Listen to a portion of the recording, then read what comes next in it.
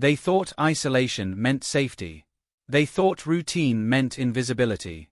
And they thought silence was something they could manufacture as easily as paperwork.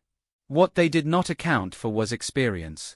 The moment began the way these things always do, quietly. No alarms, no raised voices, no warning banners. Just a door closing, a lock engaging, and a belief shared by the men in the room that control had already been established. One blocked the exit. One lifted a phone, already recording. One moved close enough to invade space without leaving marks. They spoke to her like this was a script she'd read before. Like humiliation was a language she was expected to understand fluently. They were wrong. Before the story becomes what it turns into, a federal investigation, a sealed training bay, careers erased in a single night, it starts here, at Fort Rattler Inter-Service Readiness Center. A place deliberately forgettable. No ceremony. No flags snapping dramatically in the wind. Just squat cinderblock buildings, stretched across a flat grid of asphalt and dust. A base designed to process people, not remember them. Fort Rattler didn't advertise importance. It didn't need to. Personnel rotated in and out so frequently that culture never had time to correct itself. People learned shortcuts faster than standards. Accountability blurred, then thinned, then quietly vanished. Lieutenant Commander Mara Vance arrived without fanfare. A white transport van pulled to a stop near the admin building.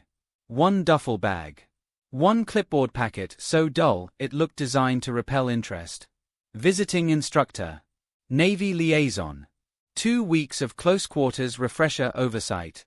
No unit insignia. No signifiers of rank beyond what protocol demanded. Nothing to suggest who she was when she wasn't playing the role of a guest lecturer.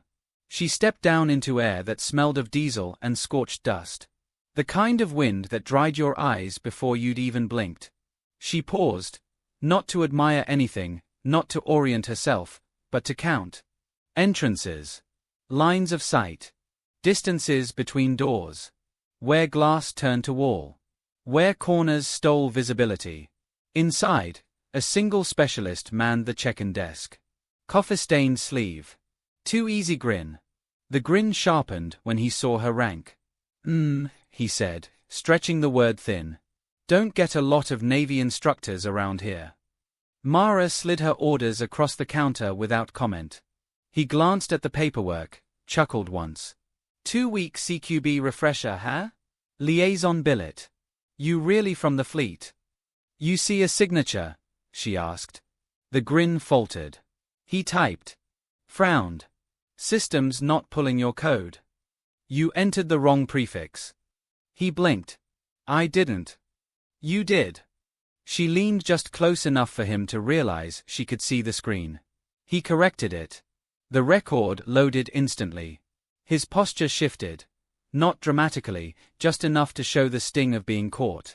As he printed her badge, he tried to recover. Long as you don't mind me saying, low-number Navy women in CQB. Must be one hell of a pipeline. Mara clipped the badge on. Keep your commentary, she said calmly. Keep your accuracy. She didn't wait to see if he was offended. The admin corridor looked like every other base hallway in America.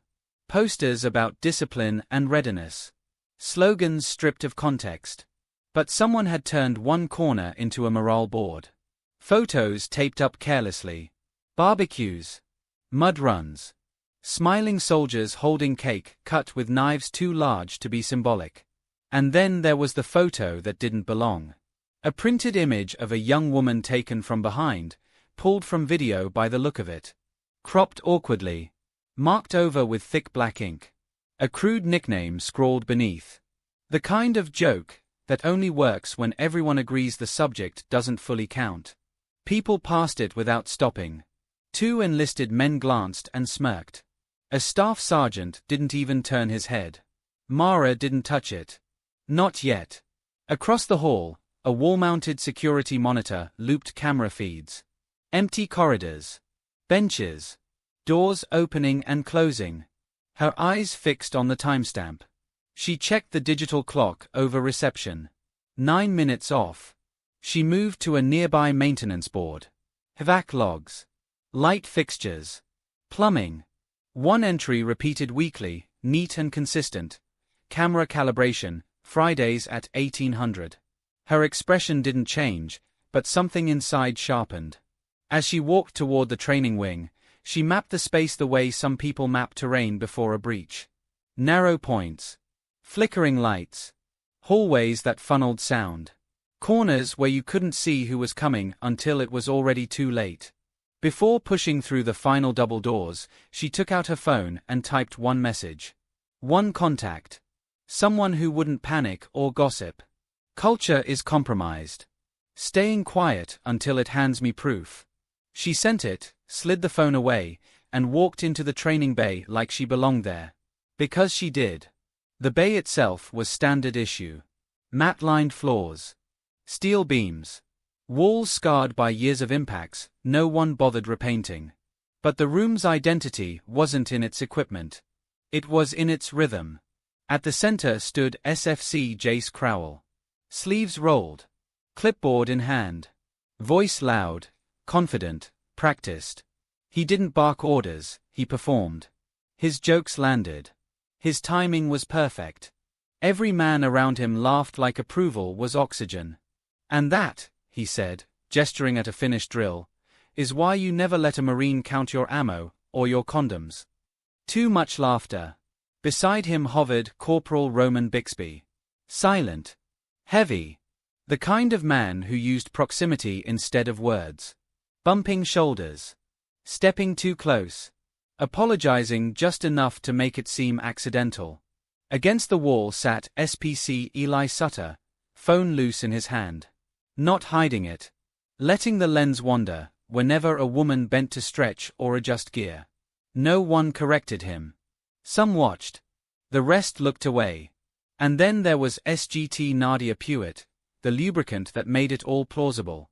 She laughed things off. Smoothed discomfort into jokes. Played den mother while enabling everything underneath. It took Mara 10 minutes to realize Nadia was the most dangerous person in the room. Don't worry, Vance, Nadia said cheerfully. We don't bite much. Well, Crowell added, grinning. I do, but only if they sign the waiver first. Mara said nothing. She pulled a pad from the rack and stepped away. She watched the pattern form. Crowell set the tone. Nadia normalized it. Bixby enforced it physically. Sutter preserved it forever. A closed loop. She noticed two junior women whispering near the water bottles. One gestured subtly toward a side hallway. Not Bay 3, one muttered. The other nodded. Jokes go too far in there. They didn't name names. They didn't seek help. They just knew what to avoid. Mara didn't react. She slowed her breathing and let her face go neutral. She hadn't come to join. She had come to observe. And now she knew exactly who ran the room, and who it protected. The trap, after all, only works if the target doesn't realize it's been built. And Fort Rattler had been building this one for a long time. By mid-morning, the room believed it had reset. Crowell clapped his hands once, loud enough to claim attention, soft enough to keep it friendly.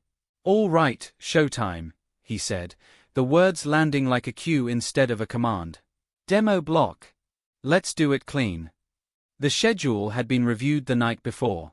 Mara knew every drill on the board. Close quarters control. Low-risk demonstrations. Paired movements designed to look instructional on camera, which they always were. Every lens labeled oversight. Every file archived as training improvement. Crowell stepped onto the mat, clipboard held high like a prop. We got a Navy guest with us today, he said, nodding toward Mara as if she were novelty equipment. So let's do this the right way.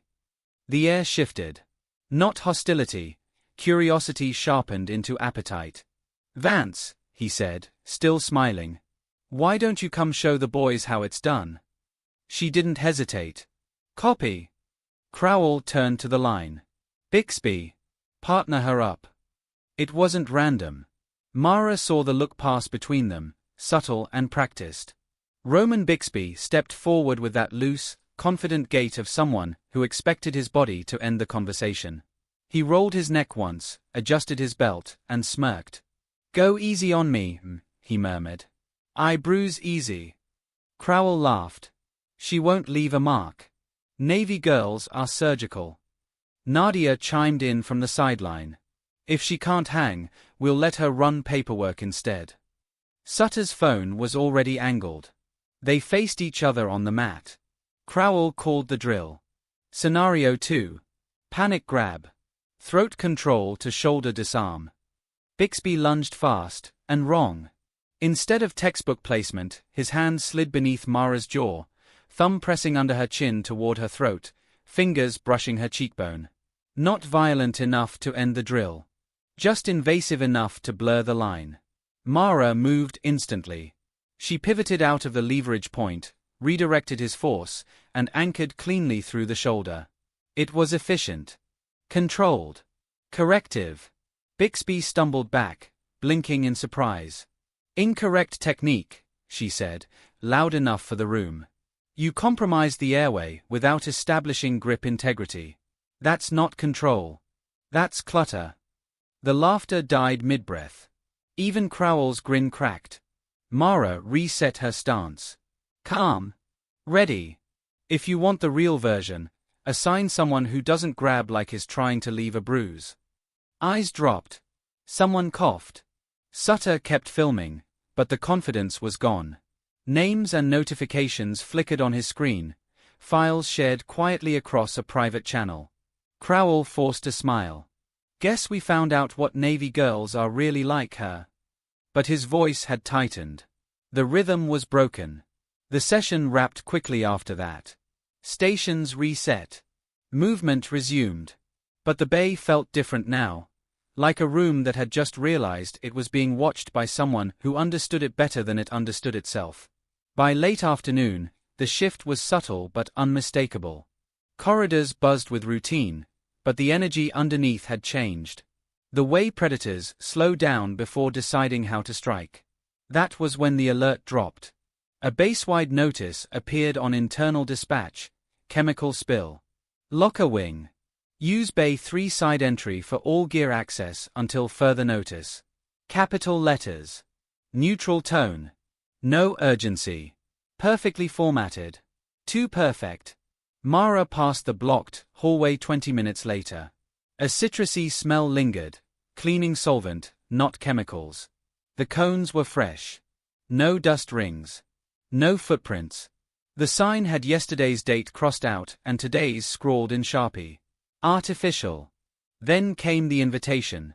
Nadia caught up to her near the water cooler, smile intact, voice warm.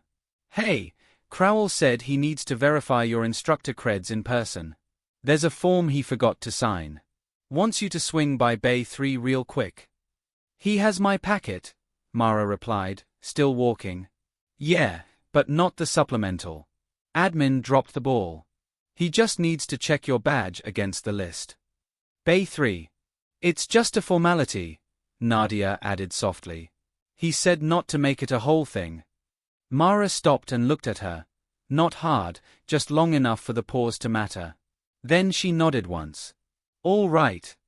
She walked on. As soon as she turned the corner, she pulled out her phone and opened an encrypted notes app. Entering Bay 3, 1912 hours. Told it's for credential check. She saved the draft, tucked the phone away, and tapped the underside of her left sleeve.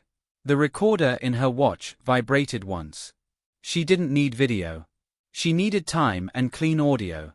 Bay 3 sat at the end of a short corridor. Privacy film frosting the glass so light bled through, but nothing inside could be seen. The hallway was unusually quiet. One overhead bulb flickered. The dome camera above the door had been rotated just enough to miss the entrance entirely. She stopped for half a second, not in fear, but in certainty. Then she opened the door and walked in. The bay felt wrong immediately. Not temperature. Atmosphere. Fluorescent lights hummed at half power. A folding chair sat in the center of the mat. A mouthguard kit lay open on the bench, like it had been staged moments earlier. The door clicked shut behind her. Then a second sound, heavier. A latch engaging. Safety lock, Bixby said casually from behind. Don't want trainees barging in. Crowell stepped into view from the opposite corner. No smile now. You don't leave, he said quietly, until we get what we came for. Across the room, Sutter raised his phone. The camera angle was perfect. Too perfect. He turned the screen toward her like an announcement. Folders lined the display. Names. Ranks.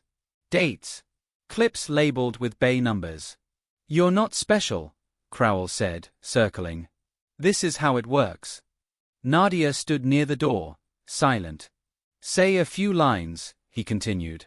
Pretend we're joking. Then you walk. Bixby moved close behind her, blocking clean movement without touching. Crowell reached out. 2 fingers hooked into Mara's mouth, thumb under her chin, framing her face for the camera. Say it, he whispered. Say you wanted the attention. Silence. They mistook it for fear. They did not yet understand it was calculation. The moment just before a trap closes from the inside, the room froze in a way only Mara could feel. To the others, time was still moving.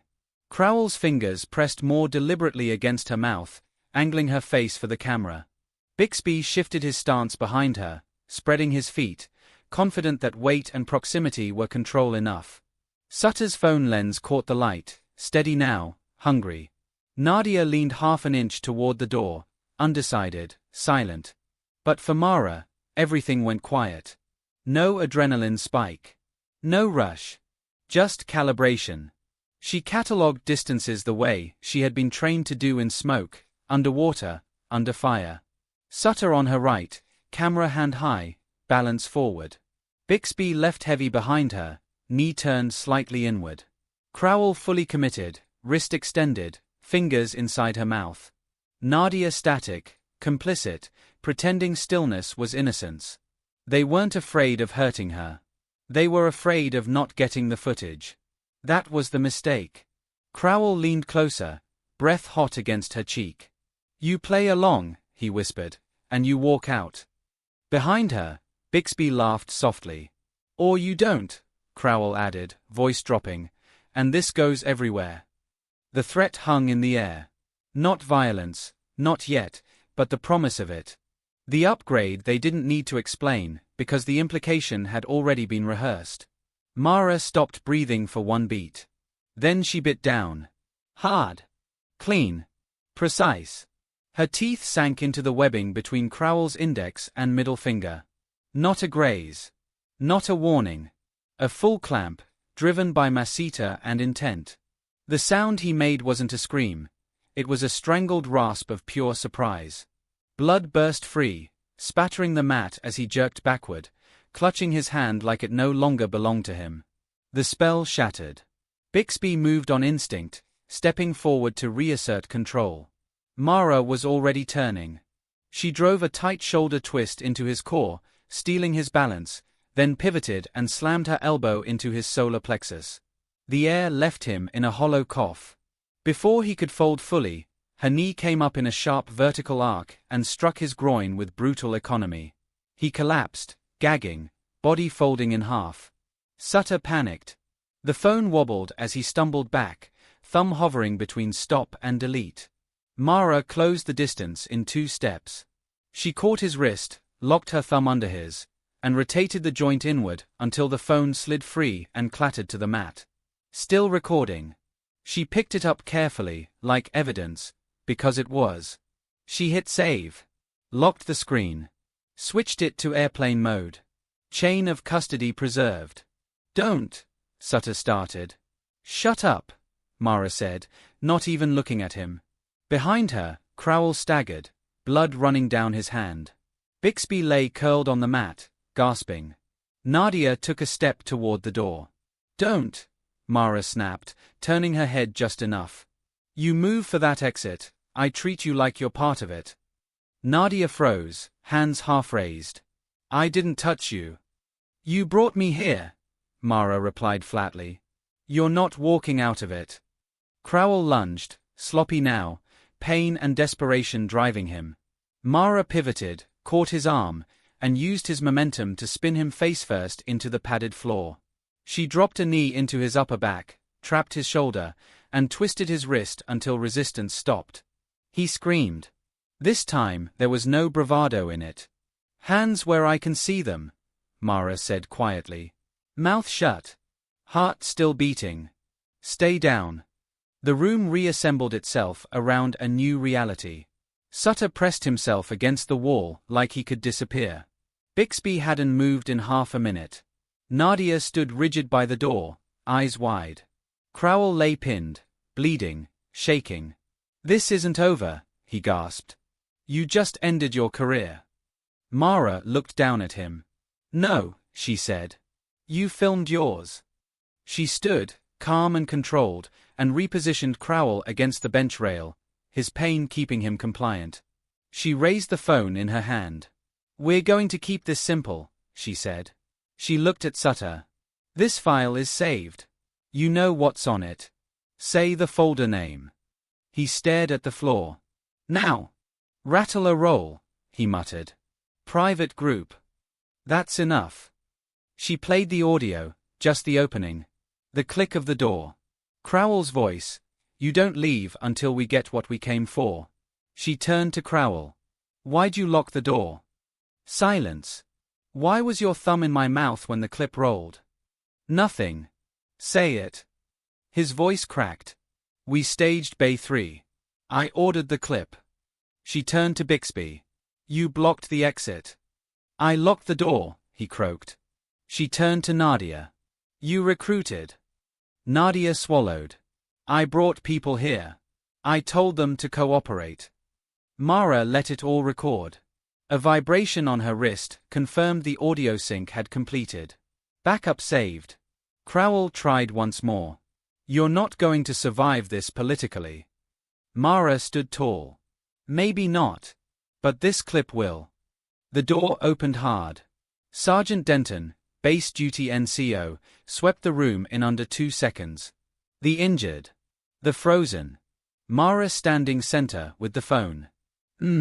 He ordered, hands visible. "Step away from them." "Not a chance," Mara replied. Crowell seized on it. "She attacked us. It's on video."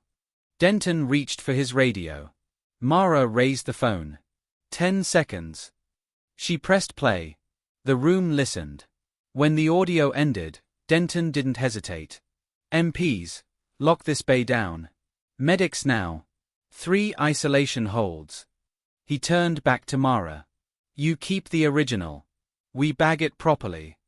The momentum shifted like a door slamming shut on a long-running lie. As gloves snapped on and radios crackled. Crowell watched the phone leave the room and understood, too late, that his world had just ended. Not with force, but with evidence. By 2100 hours, the noise was gone. Not silence, order.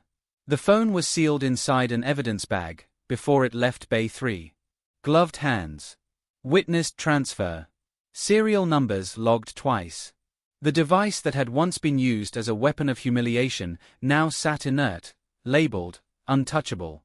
It was copied bit for bit onto 2 encrypted drives. One retained by Fort Rattler's legal office, the other signed out under Lieutenant Commander Mara Vance's name with a strict 48-hour handoff clause to NCIS. But the clip itself was only the fuse. The explosion came when the phone was forensically opened. SPC Eli Sutter's device held over 270 gigabytes of media. Most of it looked harmless at first glance. Routine training footage, barracks pranks, the digital debris of bored soldiers with too much storage. But buried inside folders labeled cache and extra sendables was the truth Fort Rattler had spent years hiding. Dozens of unlisted videos. Women pulled into empty bays. Frosted glass. Low lighting. Forced smiles.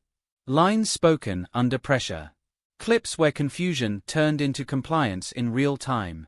Some women didn't realize they were being filmed until it was too late. Others clearly knew, and that knowledge was exactly what made the footage valuable to the men recording it. Every file was tagged. Names. Ranks. Dates.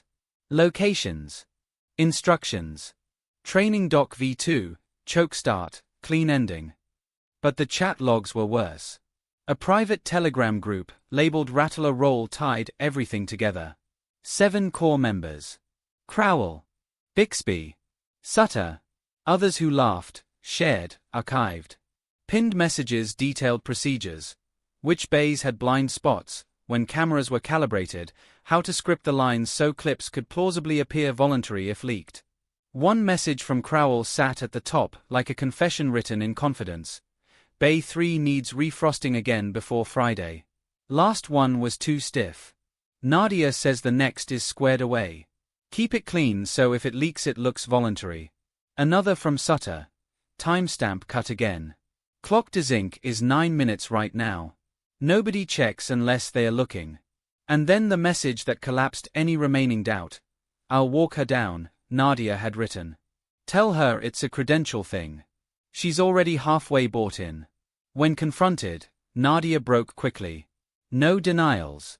No grandstanding. She admitted she had lured at least 3 prior women to Bay 3 under false pretenses. She said she'd been told the clips were insurance, something to hold over anyone who might complain later. Crowell's operation wasn't misconduct. It was policy. The 9-minute timestamp mismatch Mara had noticed her first day on base became the smoking gun. Investigators found weekly manual camera overrides logged under routine maintenance. Every Friday at 1800. Every clip aligned. It wasn't a rogue unit. It was infrastructure. By 2300 hours, Fort Rattler's Equal Opportunity Reporting Portal, a system long dismissed as decorative, filled with 39 new submissions. Some were single sentences. Some were screenshots. Some were stories women had never believed would matter until that night. I was told to go to Bay 3. They said it was scripting. I didn't know it was saved.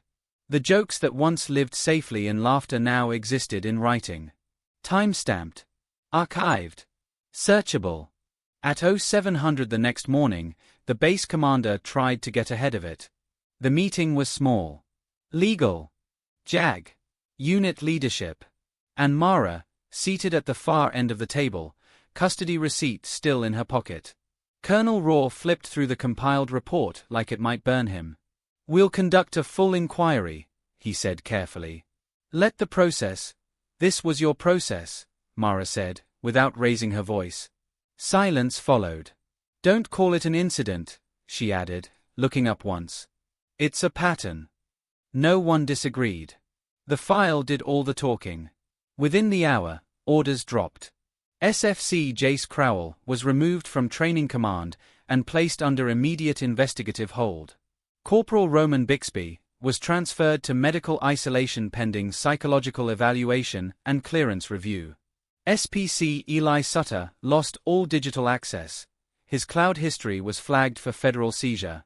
SGT Nadia Pewitt was placed on administrative separation for coordinated manipulation and hostile environment facilitation. No desk duty. No quiet transfers. No delays. Bay 3 was sealed before noon. Not with tape, with a keyed padlock, an evidence seal, and 2 MPs posted outside. The hallway camera was relined and streamed live to the commander's office for the rest of the day. Something else happened, quieter but just as final. The morale board in admin disappeared. The photos. The jokes. The image that never belonged there. Gone. No announcement. No explanation. Just an empty corkboard where something poisonous used to live. Mara walked past it once. Not triumphant. Finished. The men who had laughed too loudly the day before didn't meet her eyes. Not out of guilt, out of fear. They weren't asking what happens next. They were asking am I in one of the files? That was the correction. Not speeches. Not press releases.